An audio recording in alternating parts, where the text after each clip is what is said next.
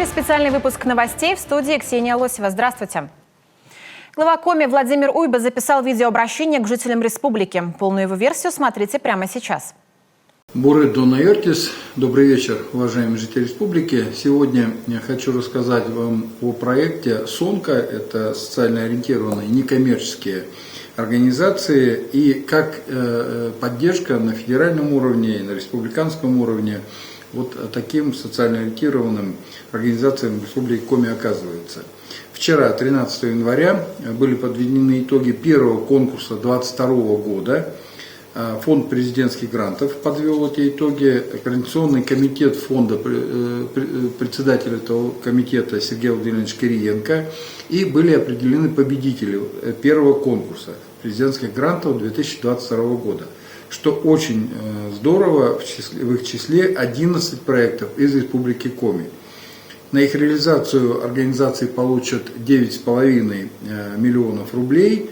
И это очень хорошо, потому что это деньги именно пойдут на благотворительность, по сути, на те мероприятия, которые не финансируются, допустим, за счет бюджета или федерального, или республиканского. На какие проекты пойдут? Ну, во-первых, это проекты в области науки, образования и просвещения, проекты по охране здоровья, пропаганде здорового образа жизни, развитию институтов гражданского общества, социальное обслуживание, социальная поддержка и социальная защита граждан.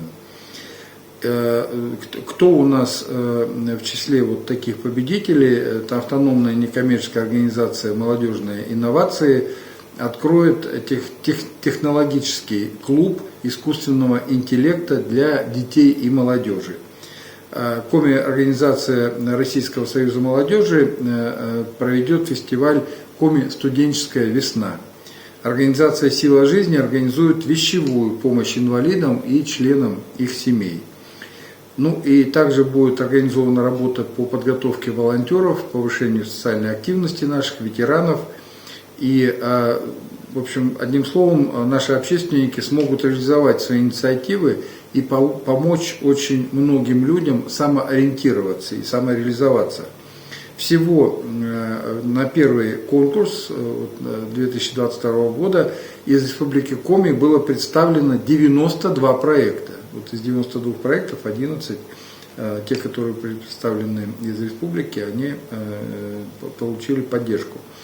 Реализация этих проектов начинается уже с 1 февраля 2022 года. И с этого же дня стартует второй этап конкурса. И таким образом вот у организаций, которые приняли участие, но не победили в первом этапе, есть еще один шанс. Кроме того, фонд президентских грантов выделил дополнительные средства на поддержку проектов социально ориентированных. Их получат регионы на условиях софинансирования. Республика Коми получит на эти цели 25,5 миллиона рублей, и столько же мы выделим из регионального бюджета.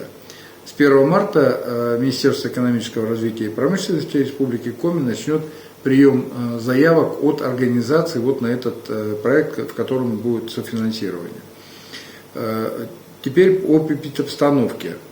Мы опять растем, за сутки у нас сегодня 100 случаев, вчера, вы помните, было 91, в основном это Сыктывкар, Ухта и добавилось Воркута.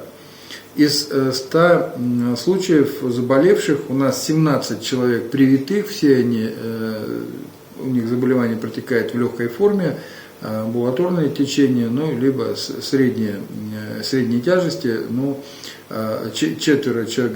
трое человек госпитализированы из 17, но это госпитализация больше, так скажем, превентивная. К сожалению, умершие. У нас умерло 9 человек от ковида, среди них нет ни одного вакцинированного. Вот снова и снова в статистику того, что, конечно, надо прививаться. Полностью завершили вакцинацию у нас 382 871 человек, а ревакцинацию прошли 60 202 человека.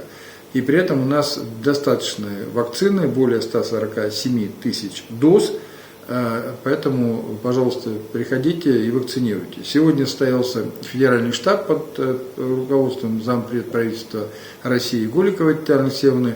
На штабе, конечно, основной вопрос был – это встреча омикрона, да, как мы к ним готовы, потому что, вы знаете, я уже об этом говорил, вы читаете и новости, интернет смотрите, что омикрон обладает колоссальной контагиозностью. Если мы говорили, что при дельте это один человек может заразить 10 человек, то при омикроне это может быть на порядок больше.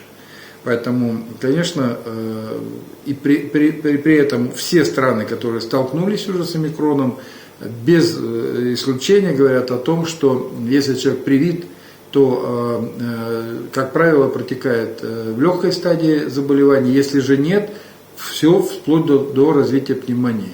Поэтому, уважаемые жители республики, пожалуйста, сориентируйтесь и в ближайшее время придите и вакцинируйтесь. На сегодня это вся информация. Всего самого доброго. До следующей встречи.